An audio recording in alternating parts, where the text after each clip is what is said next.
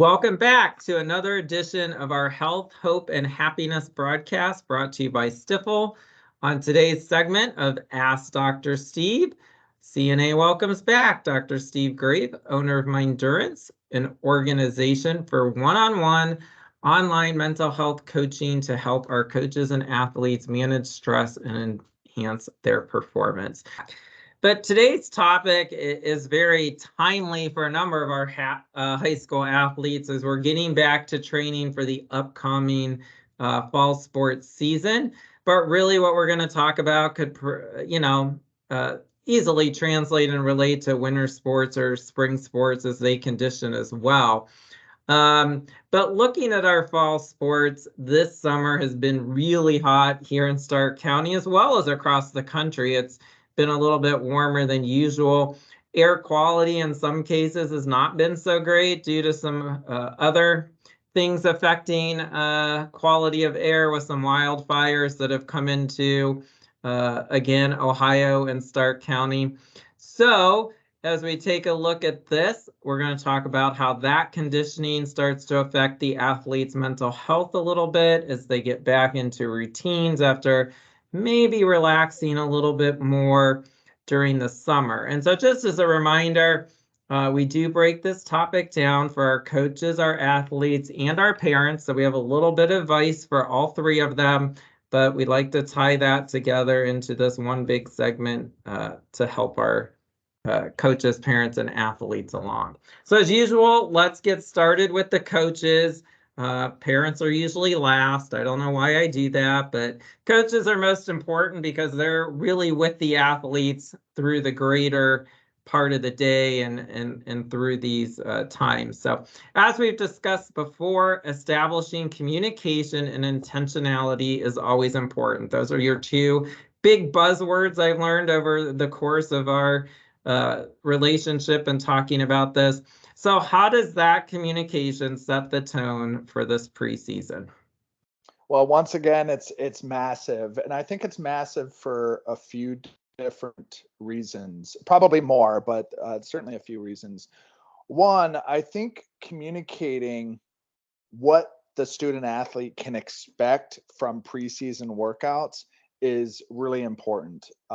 So identifying that this time of year is challenging. We're really trying to prepare ourselves for the upcoming season. And as we don't have a lot of time, so we have to pack a lot into this time. The weather has been hot. So I think letting people know of the challenge ahead of time can get people in the frame of mind that when it does become challenging, they're not completely surprised. So there's a little bit of this framing that I think is very critical that coaches can do to normalize and validate the student athlete's experience.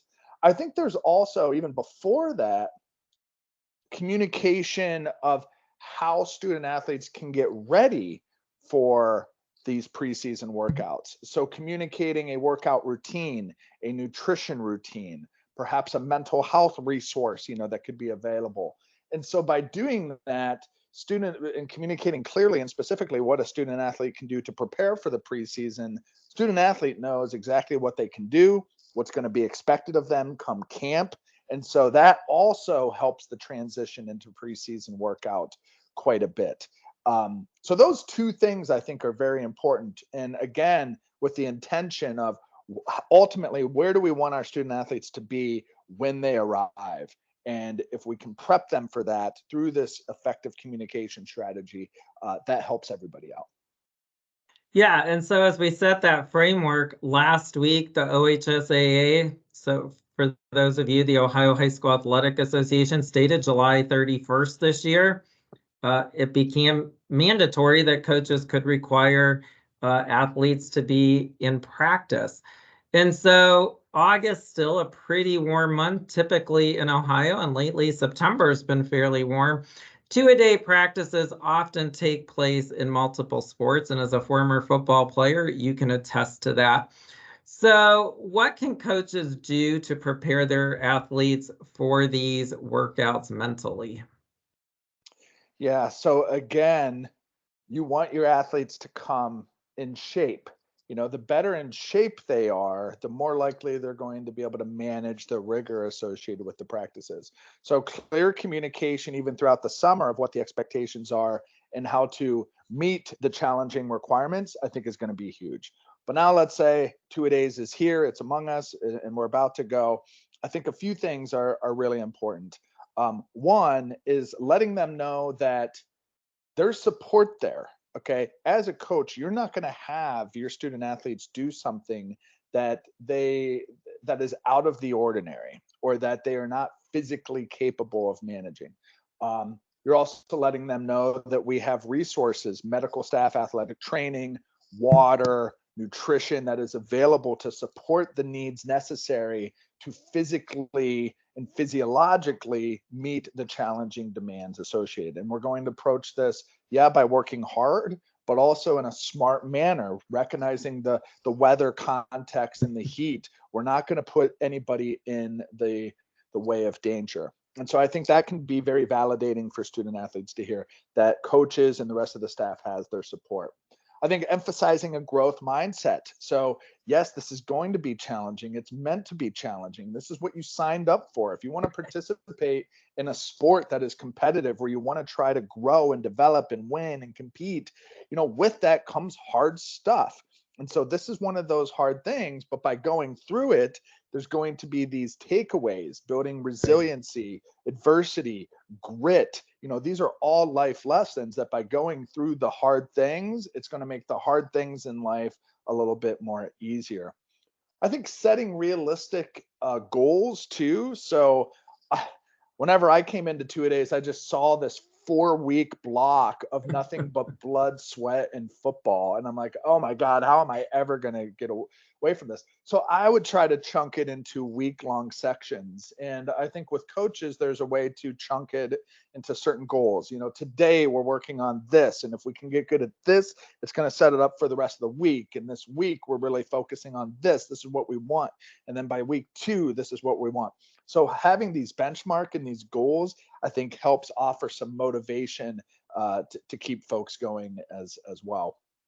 But another mental thing, I think, is mindfulness. So often we can get judgmental and critical, or fearful or anxious about the experience that we might be in. Oh my gosh, I'm gonna die. People throw that out there while running sprints and stuff.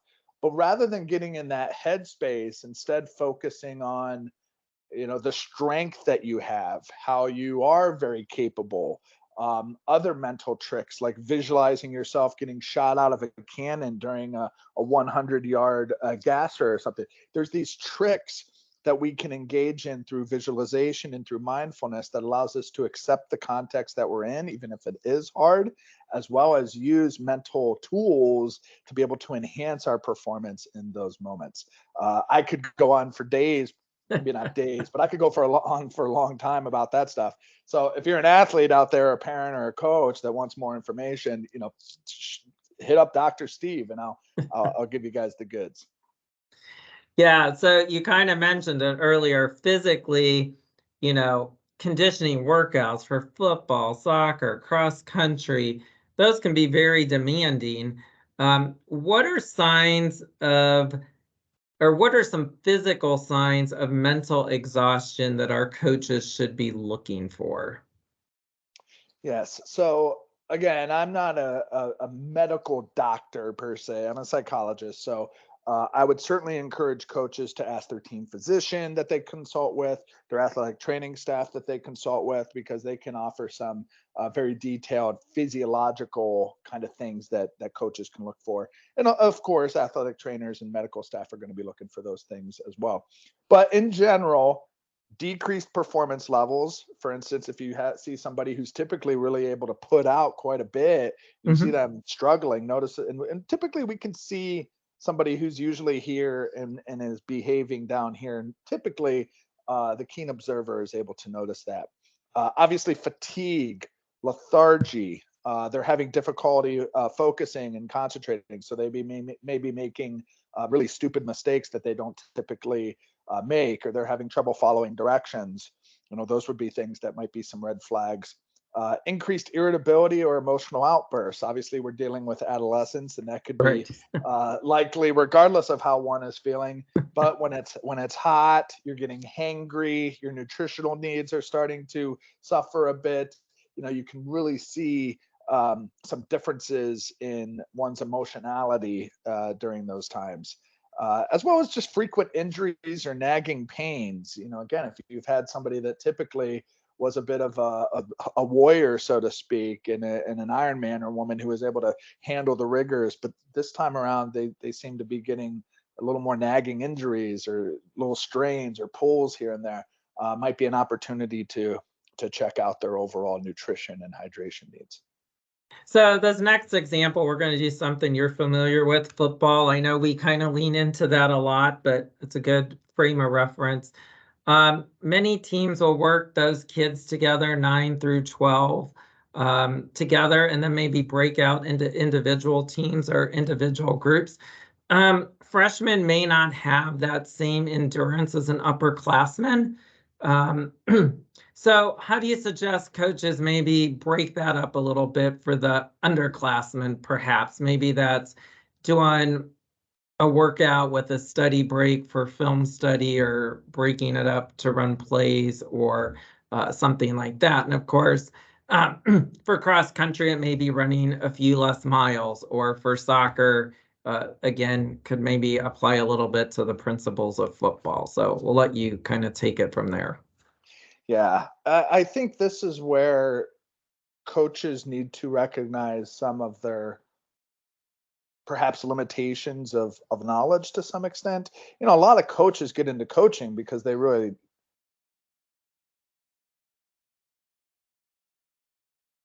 college life.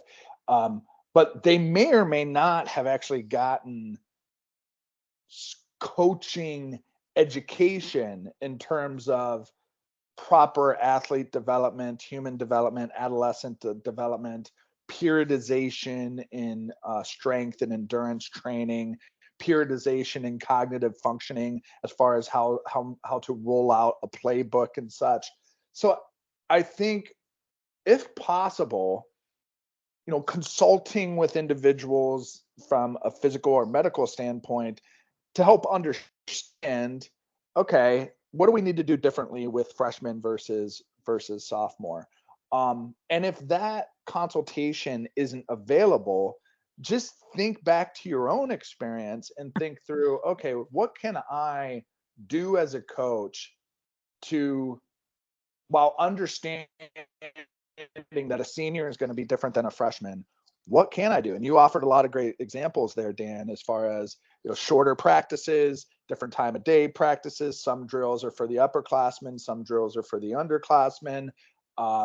Maybe more playbook study instead of the physical demands, because these new plays and strategies might be novel to the underclassmen. So I think there's a lot of different ways that coaches can do this. The important piece is, guess what? Being intentional about it and communicating your intentions. And so that is definitely going to vary based on the coach, based on the sport, and based on some of those physical needs associated with the different developmental stages. And so coaches have offered summer workouts, as we mentioned earlier. Most of those are voluntarily recommended. Season starting last week, coaches are all excited. But mentally, the coach also has to get back into a routine. And that can be challenging as well, because obviously the coach had a more relaxed summer, hopefully as well, to recharge. So what are some suggestions you can give coaches to prepare themselves mentally as well to get back to practice and everything else that goes into a season? Well, I think using the time before the preseason to recharge the battery and to do that deliberately. I also know that summer's vacation time, and sometimes vacations aren't actually vacations. Sometimes vacations, you actually need a vacation from the vacation. And there's a lot of people that'll take their vacations kind of late July, and the next thing you know, you're coming right back from vacation, and it's time to start preseason practice. So I think doing things ahead of time, that way there is an easier transition into the preseason. So establishing what's going to be your strategy, how do you want to run practices, having meetings with your coaches,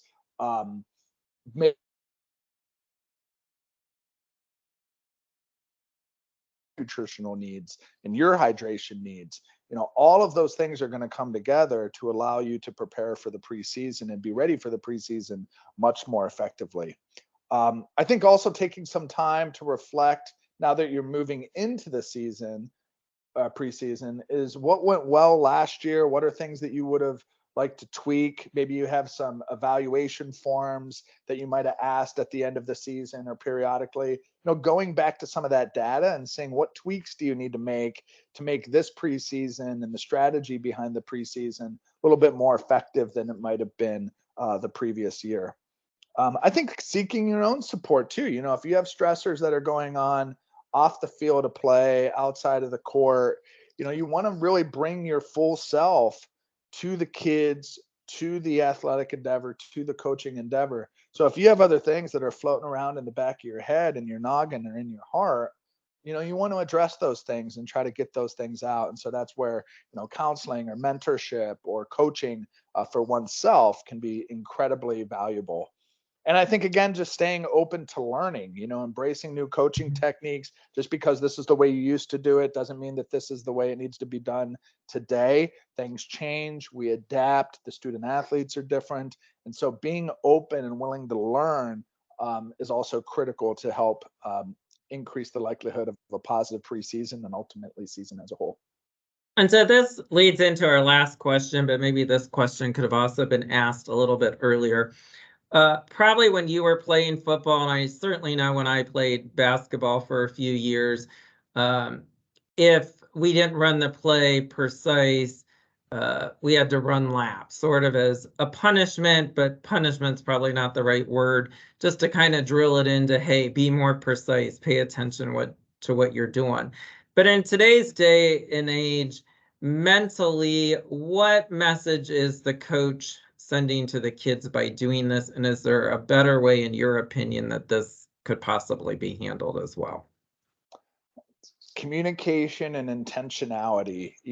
We don't want to demonize the need to run sprints or laps after a mistake, because what is a coach ultimately trying to do? A coach is trying to create a high pressure situation when one really doesn't exist. You're in practice. You're not in a competition against an opposing team. So how do you create a pressure-filled situation? There's no other way to create a pressure-filled situation other than having some negative stakes and consequences associated with a miss or a fumble or a bad play. Now, we don't want that to be the predominant nature of practice or sport. But I think by communicating and showing intentionality to the student athletes, I'm not having you run to be fill in the blank. Okay, there's a lot of different words we could use there. I'm encouraging this practice, this activity of run, to create a pressure-filled situation, because we need to get good at managing pressure situations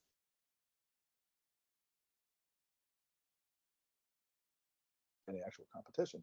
So how do we create those? We create those by, you're going to run a lap, you're going to do 10 push-ups, you're going to do 20 push-ups. The team's going to run and you're not. If you miss a free throw or if you mess up the play. But by communicating that and having it be on a container of support and intentionality, I think it's much more likely the athletes are going to understand and appreciate what you're trying to do versus, you missed it, you got to run. There's a big difference between these things. And then, is there anything else you want to add from a coach's perspective on this topic? I think reading the room is important. So just because you have things that are spelled out in hopefully your schedule of the way that you want to go about doing and structuring the preseason, also recognizing that each team that you have is its own unique organism. So if you have a team that's really getting it, maybe you can challenge them a bit more. You can throw more at them. And if you have a team that seems to be a little bit more behind, being okay with maybe shifting things a little differently, knowing and hoping that maybe they'll catch up at some other point. But trying to force growth in an organism that's not quite ready to grow yet, it's going to cause more harm than good. So as a coach, reading the room, kind of knowing what's my plan A versus what's my plan B if things aren't really going so well, and being able to adjust, adapt, and be agile based on the team that's in front of you.